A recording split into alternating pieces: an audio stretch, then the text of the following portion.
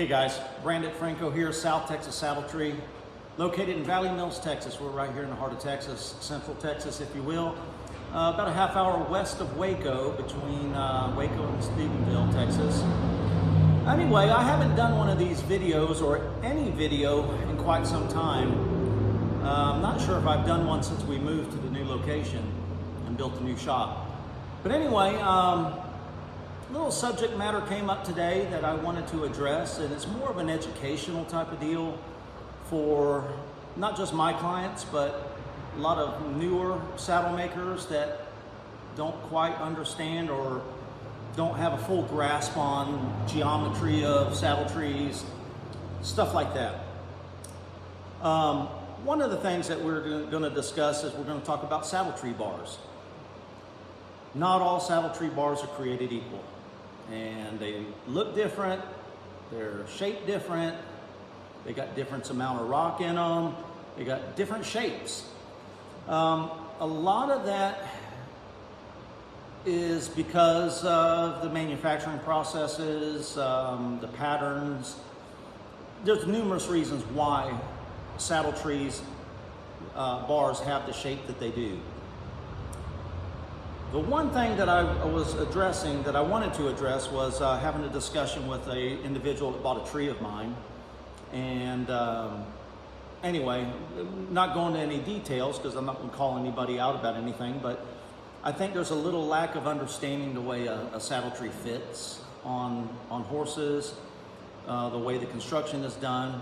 One of the things that was discussed was They felt that the tree was way too narrow in the back of the tree, and racked my brain for a little while trying to figure out what exactly they meant without diving down a rabbit hole here, or turning things combative with the client. At the end of the day, what I discovered was they were discussing about the width between the bars and the rear. And the cantle gullet area is what I call it, and I'm sure that's what a lot of other saddle tree makers call it as well. I think the best thing to do is break things down systematically here and give a description of what our parts are, what we call certain things. What I have done here is I have brought in some just different parts. I'm just mocking a tree up here. Nothing is fit perfect. But for illustration purposes here, I've got loose parts in my saddle tree jig here. For the way that I build saddle trees, no matter what front end I do on a saddle, whether it's a wade, a swell fork, whatever it is, I build in a jig. And the reason I build in a jig is because it allows me to do a couple of things. It allows me to set my handhole spacing in my bar spread. Bar spread for me is always going to be the lowest part of the trees, or the outer part of the tree bars. That's going to be our bar spread. And then of course our handhole width is the distance between the narrowest points of the handhole. Some custom guys, they don't build in jigs because of the way they do their patterns, the way they were taught, the way that everything works for them is they'll cut certain angles in, and the bars and the swells and the cantle mortises, or dovetails if you will fit in everything the way they're supposed to. My only issue with constructing in that fashion, for the type of builds that I do and the nature of the trees that I build, because I build a wide variety of trees, not just ranch saddles or roping saddles or barrel racers or cutters. I build everything. Reiners, mule saddles, you name it. And I may have a mule saddle, for instance, that has a wood post, Dean Oliver swell like this, which I've done a few of those. I may have a wade fork on there. And a stood up front to us down in the Southwest, Texas and all the Southwest, and even down in the Southeast, is a vertical front. Some of the hand maker guys out there, their stood up fronts will have a slight kick to it like this. And that's what they might deem as a stood up front. And then if it's got a lot of forward lean, it will have quite a bit more.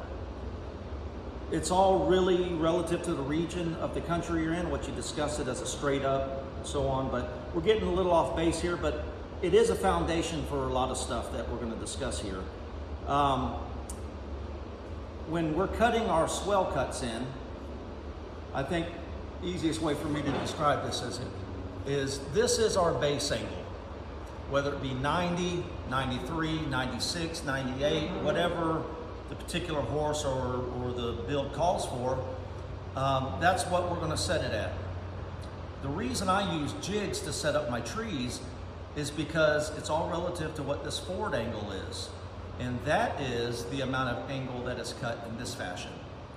Now, when we cut a base angle of 90 degrees back here, and we lean this swell forward an additional 5 to 8 degrees more than what we're set up for straight up, well, that's going to change that what we decided was 90 degrees in this base angle. When we lean it forward, that angle grows.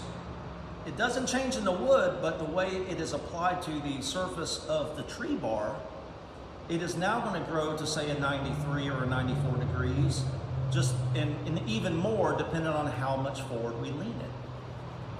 There's been a couple of good saddle tree makers and saddle makers that have addressed this issue on some of the saddle tree groups, perhaps the one that this one's posted in. And that's fine. If you've got a fit and a 90 degree cut, base cut, plus your forward lean gives you a good fit, then by all means stick with it. Because I build such a wide variety of saddles, I want to set my base angle in my jig. And I'll use an angle gauge, and I base everything off of a stood up front, okay?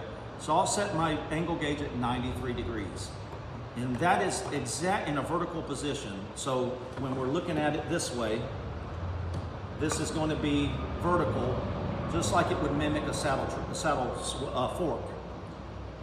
So no matter what front end I put on this saddle, whether it's a stood up swell fork or a lean forward wade slick fork, or if we lean forward a swell fork, that fit is going to be consistent across any tree that I build, whether it be for a rope saddle, a ranch saddle, what have you. That's why I build in a jig. But let's go down this rabbit hole just a little bit deeper and discuss bar spacing. There's been a lot of discussion. Everybody talks about our gullet width, the measurement between this point and this point. And I apologize if the cameras, I'm doing this on my iPad here, so I can see I could zoom in, but I wouldn't be able to see it on the other side, so I had it flipped around. But gullet spacing is going to be, the width is going to be typically from this point right here to this point right here. That is what our gullet width is going to be. And then, sorry to step out of frame for a moment, I'm grabbing a ruler here, or a yardstick. The other gullet measurement that we're going to be discussing is going to be gullet height. Gullet height is going to be from the base of where the tree is resting to this point right here. This is the easiest standard of measurement for all saddle tree makers to set a gullet height measurement. This one here could be 8 inches, 7 3/4 inches, 7 inches, what have you. So there's a lot of discussion that gullet width is a holy grail of measurements. It's not. Handhole width is a better means of establishing a standardized bar spread. But I'm going to go out and tell people right now that in the saddle tree world, it's not the holy grail of measurements either. And there's a lot of variables that we're going to get into a little further down this rabbit hole. Anyway, I might have to break this video up in a couple of spots because it might get a little lengthy if you choose to watch it this long. But anyway, gullet or handhole width is not the holy grail. None of these measurements are consistent among any saddle tree maker. So what does that mean? That means that whatever saddle tree maker you're dealing with, whether it's myself, some of the other handmade custom guys out there, I won't name names, I don't want to single anybody out because there's a bunch of very talented, most all of those handmade guys are very talented individuals and build some phenomenal products. But they've got a system that works for them, and that's what they stick with. When I got into the tree business, I had to create a system that worked for me to give me that consistency of fit, so on and so forth. And I hit pay dirt, and I've got a real solid product that I feel is fitting a wide variety of animals effectively. And we have the ability to make changes on the fly if we need to, based on what the horse needs. But one of the key things that I use to set up my bar spread is going to be called bar center line. This is not a term that many people, if any, discuss in any of these groups. And bar center line is effectively the distance from the center of the horse down the horse's back to the center line of your bar pad. Okay? That is going to give you the best position on the horse to carry weight, to apply pressure, and have it dispersed over a good weight-bearing area on the horse's back. So I'm concerned with bar center line more so than I am with gullet measurements and or handhole widths. However, I use a combination of all of these factors when I set a tree up. But more important than anything is going to be my bar center line. Then my next focus is going to be on bar angle. Okay, we want to fit the horse, the geometry of the horse's shoulders, the scapula, or behind the scapula in that area, in the horse's back as it traverses back to the loin area. Anyway, this is an off-the-cuff video, guys, so I didn't script any of this out, so it might ramble a little bit, so I apologize, but all of these things factor into a setup. But at the end of the day, my two concerns are always going to be bar center line and bar angle. Now, what does that mean? Well, that means that with my particular bar setup, I can set it up to where I'm positioning the tree from the center line of the horse to a certain point. And if we dive deeper down that rabbit hole, this is where things become convoluted in the industry. A lot of companies out there make different trees. They have different bar shapes, they have different bar styles, they have, you know, a multitude of things that happen. My bar pads, just to give you an idea here, my bar pads measure from the deepest point to the center line of the bar 6 inches on my rope saddles and ranch saddles. Same thing in the front, 6 inches. Okay? Why 6 inches? Why not? Physics states the bigger an area you can disperse energy across, the less pounds per square inch you'll have. So if I have a barrel racing bar, and this barrel racing bar is going to measure right at about 5 inches across the deepest part of the bar pads, okay, 5 inches. This is such a petite bar in comparison to a roping bar that doing the same job, carrying the same weight, applying the same pressure is going to disperse more energy focalized in this smaller section than it would be in this section. Okay, great. We know that energy is going to be dispersed over a larger area. It's going to be softer on the horse. It's going to be, you know, less pounds per square inch and less effective impact or shock on an animal. Well, then we get into the nature of what we're using saddles for. I brought up this bar here. This is a barrel racer. These bars don't typically see very much impact whatsoever. They're shaped in a manner that we're able to cut weight on a saddle build, because barrel racers are very competitive. They're looking for every advantage they can. They want to cut weight. Well, if I got my tree jig set up for a roping bar and I pop in a barrel racing bar, a couple of things are going to happen. One, my center, if I just butt it up on the handhold measurement, my center line measurement is going to change versus what this one is. Also, if I'm relying on my outer bar spread, now the combination of the two are drastically going to change the angle. So we can't have that. We have to accommodate the angle of the horse and the effective distance from the center of the horse's spine to the optimal weight-bearing area of a horse's back, effective center line of the tree bar.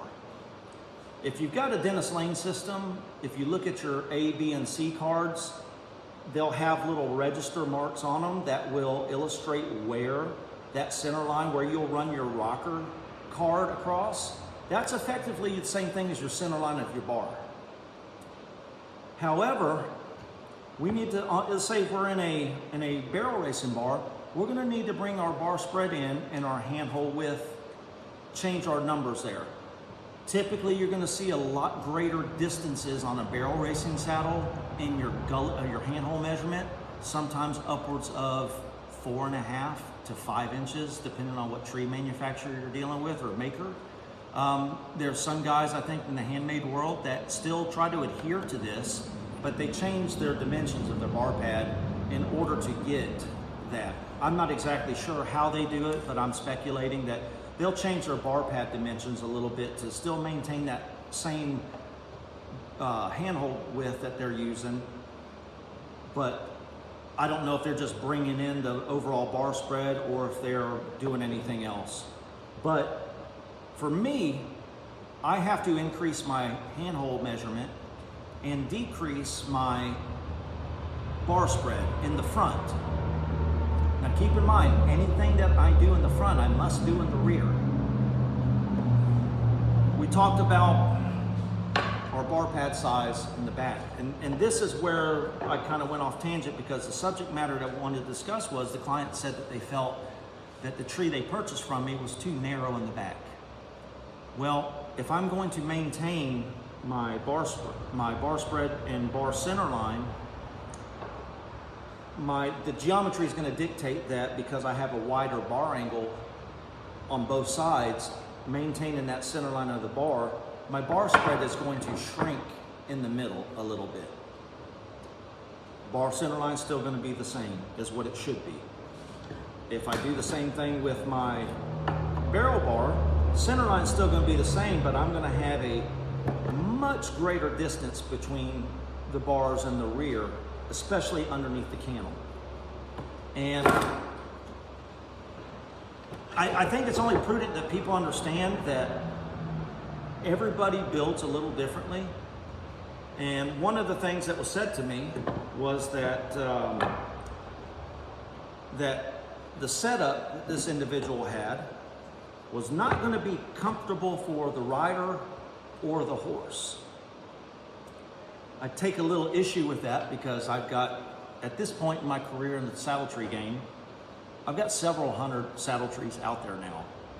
Over the last, going on 4 years, building saddle trees, 3 of which I've been building 100% in-house with my own CNCs, my own manufacturing. I've never had ever a complaint about it not being comfortable for the horse.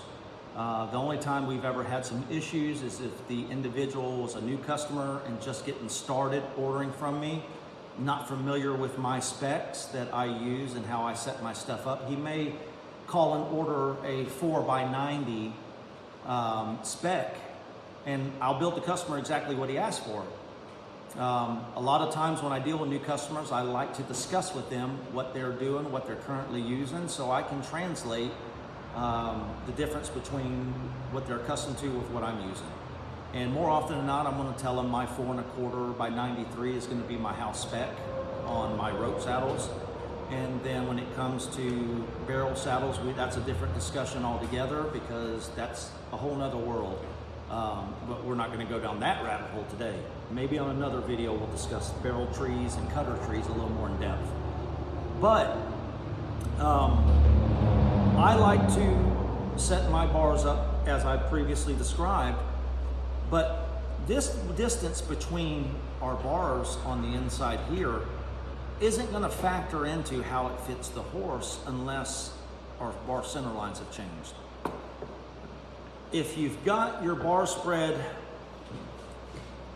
and let's talk a little bit about bar spread and gullets here. This is a very complex subject, and there's no way that I can explain it to you even if this video lasts an hour. But let's talk about gullets and bar spreads. Angle, when it comes to angle is probably king when it comes to fitting a horse. Bar center line has a little bit of leeway, a little bit of tolerance. I have certain specs that I try to adhere to, the distance from here to here, measured off a horse's back, that I try to stick to, but there are some tolerances that are there. So when we're talking about bar gullet width in the front and bar spread in the front, really what's happening there, if you got the angle right, is all you are doing, I'm gonna grab another tree here. All you are doing by widening the gullet up, and let's say you do nothing in the back, and that's gonna produce some other issues as well, but if you widen the gullet in the front, do nothing to the back, your front end of your tree is gonna wanna drop down on the horse and sit lower. If you narrow it up and do nothing in the back, it's gonna raise your tree up higher on the horse. So this is where gullet measurement can get screwy.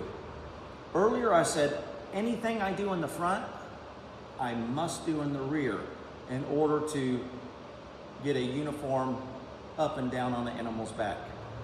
There's some tree makers out in the world right now that built some decent trees. They have subscribed to open up this gullet on their back, and they're claiming success with it, and that could be attributed to a few things. It could be their bar styles. But one of the issues that I wanted to talk to you about too with bar spread and changing gullet widths front and back, or consequently changing the front and not changing the back, is bar rock. And I'm just going to touch on this real quickly, but bar rock, we're not changing the actual rock of the wooden tree bar, but what we are doing is changing the effective application of it to the horse's back when we start playing around with the spread in the front and negating any changes in the rear. Because if you change the front and widen it, it's going to create a fulcrum point in the middle as it dips down, because nothing was done in the back, so now we've got a fulcrum here.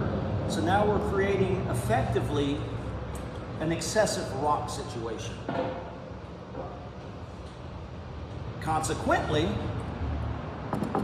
if we narrow the front and do nothing to the rear, we're gonna effectively create a bridging situation where we have some daylight in this area of you're gonna make contact here, we're gonna make some contact back here, and it's gonna be focalized in these 2 points, and we're gonna have less contact, if any, in the middle of the tree bar. And that's effectively gonna give you a bridging situation. So that is why bar center lines are important, given a specific rocking or rock measurement of a tree. Now, rock is always going to be the curvature of the bar overall, okay? So if we take and widen this out and it falls down, well, you can just see right here, even in this illustration, that the back's going to tip up. So it's going to create more pressure in this spot right here in the middle of the bar. If we take a bar, let's say this is ideal, this is too wide, and that's going to create the rock in the middle. We're going to have a fulcrum point in the middle. Now if we come in, now we're riding higher on the horse, and if we ride higher on the horse in the front, it's going to apply more pressure to the back for that effective rock that's in the tree bar. Now we're going to have a gap here. So if we come up, now we've got pressure here. We're narrowing it up here. It's going to come up. Now we're going to have the word I'm trying to come up with is no pressure being distributed through the center section of the bar. So that's why bar center line is also a valid specification in a tree. I take all these things into consideration. I didn't have a whole lot of formal education in the tree business. A lot of this was I learned as I went along. I have a background in horses, training horses my entire life, saddle maker. I know the things that work for me in both parts of my life, and I brought them into the tree business. And I know that there's a cause and effect for everything that's done.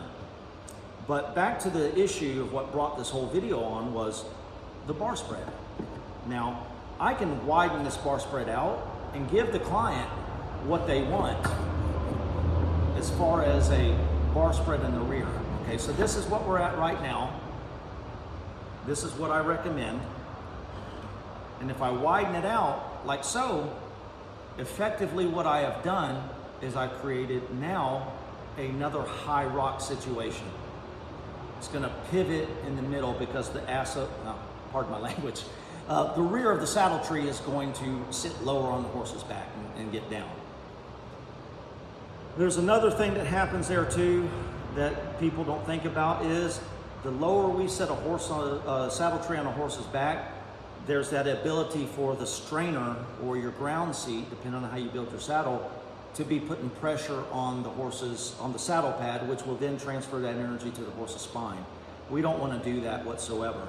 So bar center lines, arguably one of the most important specifications for a saddle tree setup.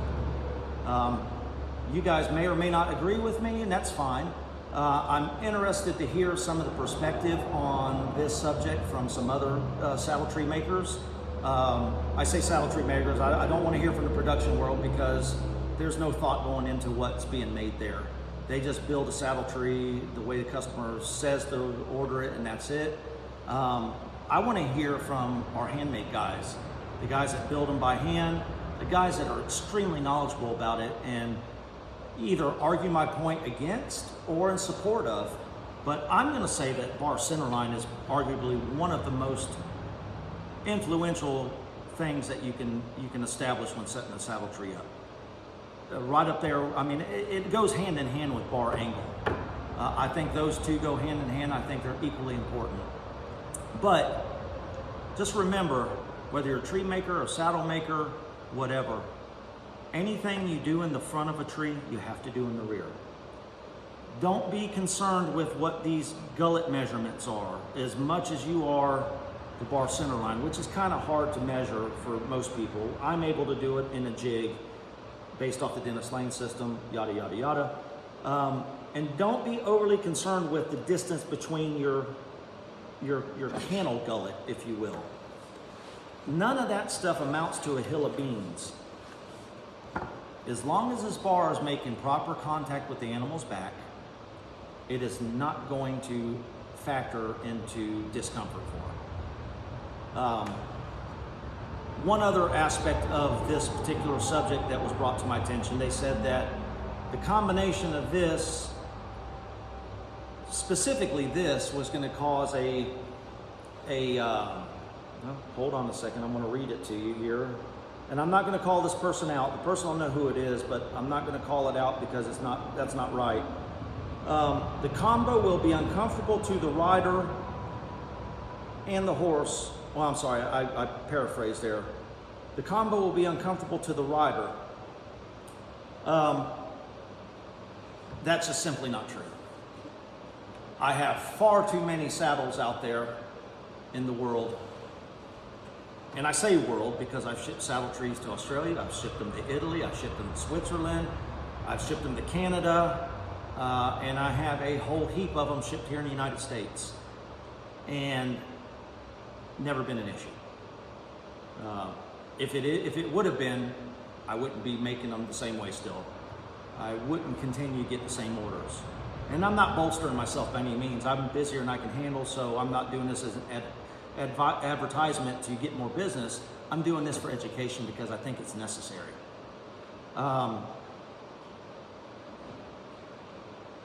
But if anything, closing this gap for the strainer portion of it would actually be beneficial if you think about it from a saddle maker's perspective.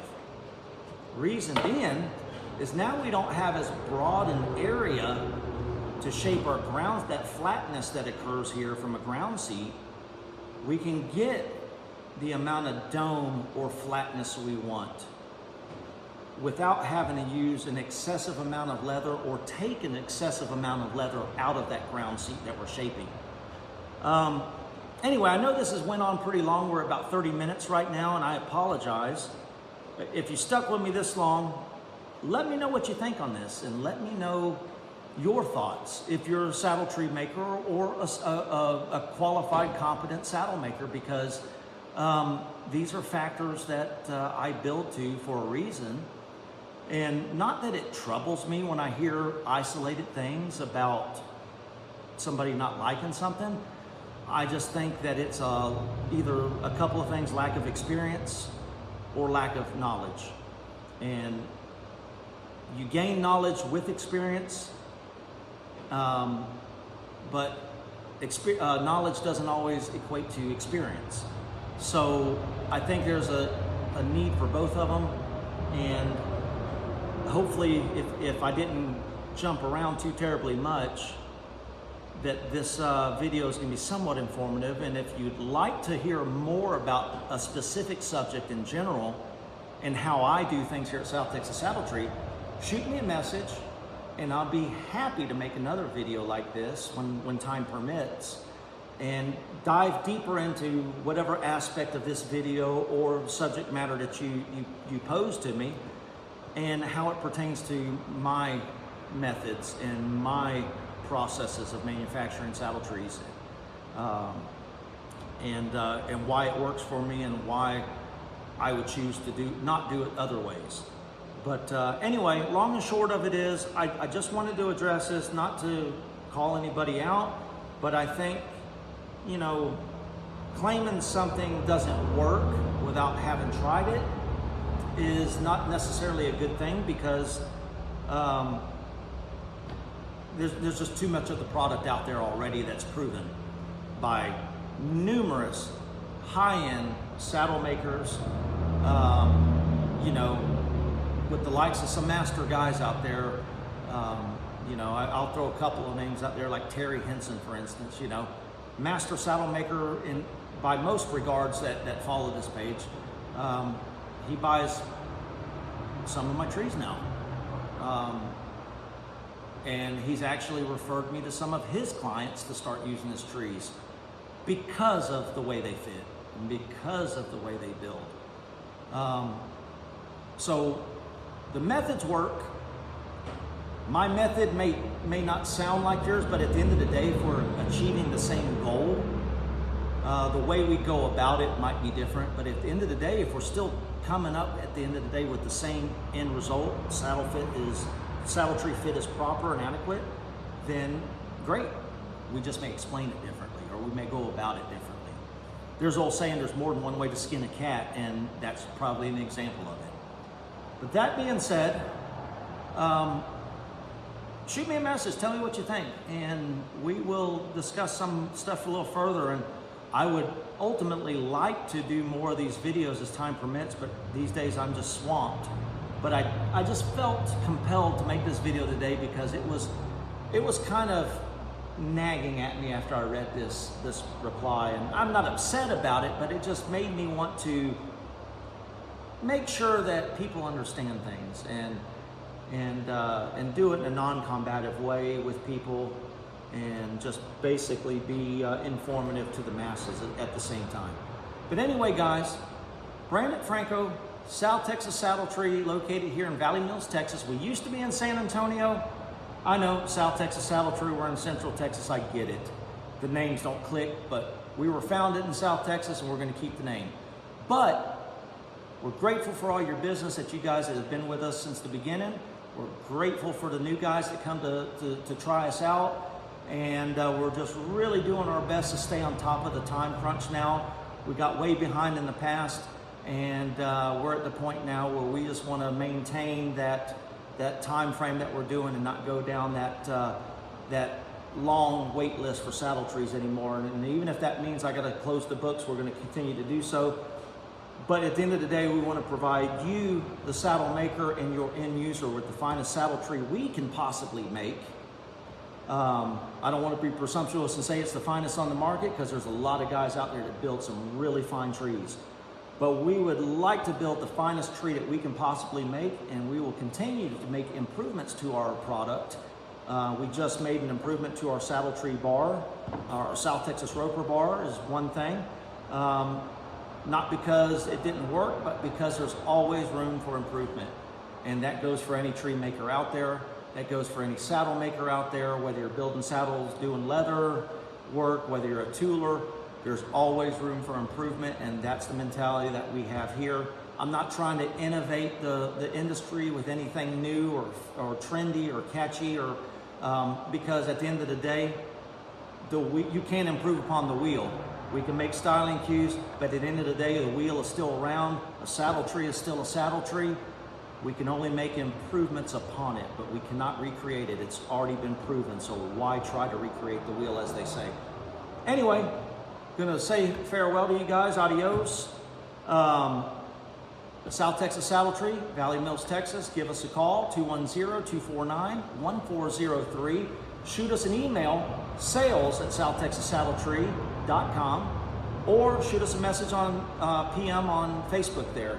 Happy to hear from all of you guys.